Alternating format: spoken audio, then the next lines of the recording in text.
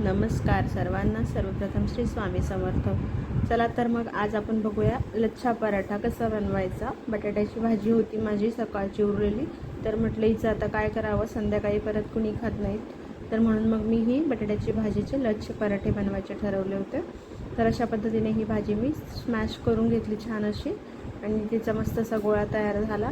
त्यानंतर त्या गोळ्यात आता आपण घालणार आहोत ओवा. त्यानंतर त्यात थोडासा मसाला घालणार आहे मी, चवीनुसार घालायचा आहे. हे मी बेसन पीठ घातलेलं आहे त्याच्यात 2 चमचे. त्यानंतर त्यात आपल्याला घालायचं आहे चवीनुसार हळद, लाल तिखट, मसालाही घातलेला होता थोडासा, आणि त्यात आता मी घालणार आहे हे घातलेलं आहे लाल तिखट. चवीनुसार मीठही घालून घ्यायचं आहे. मस्त होतात हे पराठे, खूप छान असे. आता चवीनुसार मीठ घालून घेतलेलं आहे. अशा पद्धतीने हे छान असं मिक्स करून घ्यायचं. इथे मी धनेजिरे पुडही घातली होती थोडीशी. छान होतात. ओवा किंवा धनेजिरेने आपल्याला डायजेशन छान होतं म्हणून ते घालावं. अशा पद्धतीने हे थोडं मिक्स करून घेतलं. मग त्यात मी घालते कांदे. बारीक कांदा चिरून घेतलेला होता एक, तो मी घातलेला आहे. तर हेही छान असं मिक्स करून घ्यायचं. कांद्याला हळूहळू पाणी सुटायला लागतं, म्हणून हे छान असं मिक्स करून घ्यायचं. आणि मग लागेल तसं आपण त्यात गव्हाचं पीठ घालायचं आहे. तर मी एक मोठी वाटी गव्हाचं पीठ घेतलेलं आहे, पण पाणी न घालता आधी मी त्याला थोडं एकजीव करून घेत आहे. ते थोडं एकजीव झालं की मी त्यानंतर त्यात लागेल तसं थोडं पाणी घालून छान असा सॉफ्ट डो बनवून घ्यायचा.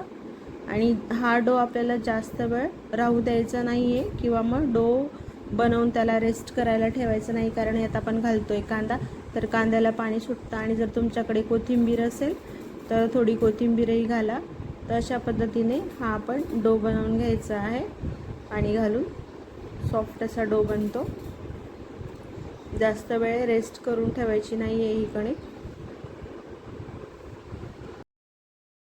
अशा पद्धतीने हळूहळू आपण पाणी घालून हा आपण सॉफ्ट असा डो बनवून घेणार आहोत. बघू शकत असाल तर अशा पद्धतीने डो बनवून घ्यायचा. आणि मग डो पूर्ण झाल्यावर आपण त्यात थोडंसं तेल घालून त्याला पुन्हा थोडंसं मळून घ्यायचं, एक 4-5 सेकंदांसाठी, जास्त वेळ नाही. तर मस्त मग तेल लावले की थोडं मऊसूद होते कणिक. आणि मग याचे आपण छोटे छोटे गोळे करून घ्यायचे, जसे की आपण चपात्यांसाठी बनवतो तसे छोटे छोटे गोळे बनवून. अशा पद्धतीने एक गोळा घेऊन तो पूर्ण असा पोळपाट भरून पूर्ण असा लाटून घ्यायचा. आणि मग पुढे आपण लच्छा पराठ्यासाठी घडी कशी घालायची तेही बघणारच आहोत. तर अशा पद्धतीने हा डो आपण पूर्ण पोळपाट भरून लाटून घ्यायचा आहे. थोडंसं ते लाटण्याला कधी कधी चिकटतं, कारण त्यात कांदा असतो, तर कांदा हा ओलसर पाणी सुटत असतं त्याला. तर अशा पद्धतीने हा आपला डोची मस्त अशी पूर्ण पोळी लाटून घेतलेली आहे आपण. तर आपण त्याच्यावर आता तूप घालून घेणार आहोत. पूर्ण तूप पसरवून घ्यायचं, थंडच तूप घ्यायचं, जेणेकरून छान लेयर्स येतील. अशा पद्धतीने हे तूप पूर्ण असं पसरवून घ्यायचं. आणि मग त्याच्यावर आपण गव्हाचं पीठ डस्ट करायचं. इथे तुम्ही मैदाही घेऊ शकतात, पण माझा हेल्दी खाण्याकडे कल जास्त असतो. मी मैद्याचा वापर खूपच कमी करते, खूप म्हणजे खूपच कमी. अशा पद्धतीने हे पीठही त्याच्यावर पसरवून घ्यायचं. आणि बघू शकता अशा पद्धतीने एकीकडून एक तिकडून अशा पद्धतीने झिगझॅग पद्धतीने आपण त्याला लेयर्स करून घ्यायचे आहेत पूर्ण पोळीला. अशा पद्धतीने बघू शकत असाल तर असे हे लेयर्स करून घ्यायचे. आणि मग त्याला पुन्हा असं गोल गोल करून त्याचा उंडा बनवून घ्यायचा, गोळा बनवून घ्यायचा. अशा पद्धतीने गोल आकार देऊन अशा पद्धतीने हा आपला डो तयार झाला. याला आता पुन्हा थोडंसं पिठात बुडवून पिठात डस्ट करून घ्यायचा. आणि मग पुन्हा आपण त्याला लाटून घेणार आहोत. पण आता नेक्स्ट टाईम लाटताना त्याला अलगद हाताने लाटायचं आहे आपल्याला. हळूवारपणे लाटून घ्यायचे हे पराठे.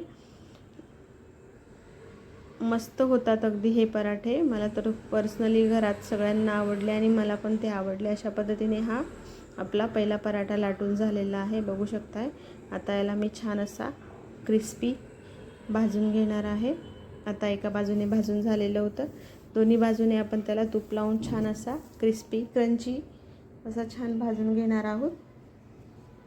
बघू शकत असाल आपला हा पराठा ऑलमोस्ट रेडी झालेला आहे. याला आता एका बाजूने तूप लावून घेतलं मी. पुन्हा पराठ्याला तूप किंवा बटर लावून भाजावं. कोणताही पराठा असेल तर त्याला खूप छान चव येते आणि मऊ राहतात, क्रिस्पी राहतात, तोंडात टाकल्याबरोबर विरघळतात. म्हणून पराठा तूप लावून शेकला गेला पाहिजे तेलाऐवजी. तर अशा पद्धतीने बघू शकतात पराठे मस्त असे रेडी झाले होते. मुलांना पण खूप आवडले. आम्ही तर सगळ्यांनी एन्जॉय केले. तुम्हीही अशा पद्धतीने हे पराठे बनवून बघा. तर बघू शकता मी पुन्हा तुम्हाला घडी कसं घालायचं ते दाखवते. अशा पद्धतीने 5 ते 2 मिनटात म्हटलं यांना परत दाखवावं. तर अशा पद्धतीने लेयर्स करून त्याला पुन्हा गोल गोल आकार देऊन द्यायचा आणि मग गोल आकार देऊन तो डो परत लाटून घ्यायचा अशा पद्धतीने. तर माझे हे छान असे लच्छे पराठे रेडी झाले होते. मी ते दह्यासोबत सॉससोबत सर्व केले होते. तुम्ही हिरवी चटणीही घेऊ शकतात कशासोबतही आणि दह्यावर थोडं लाल तिखट घातलं की चव छान येते. अशा पद्धतीने माझे हे पराठे छान रेडी झाले होते. बघू शकता लेयर्सही तुम्हाला दाखवते मी. लच्छा पराठ्यामध्ये लेयर्स आले पाहिजेत. तशा पद्धतीने माझे प्रत्येक लेयर्स हे छान मोकळे झालेले होते. तर अशा पद्धतीने तुम्हीही हे पराठे नक्कीच ट्राय करा आणि व्हिडिओला लाईक शेअर सबस्क्राईब करत राहा आणि इतरांना शेअर करा. आणि नवीन काही रेसिपी हव्या असतील तर त्याही मला नक्कीच सांगा. तर भेटूया पुढच्या व्हिडिओत. तोपर्यंत बाय.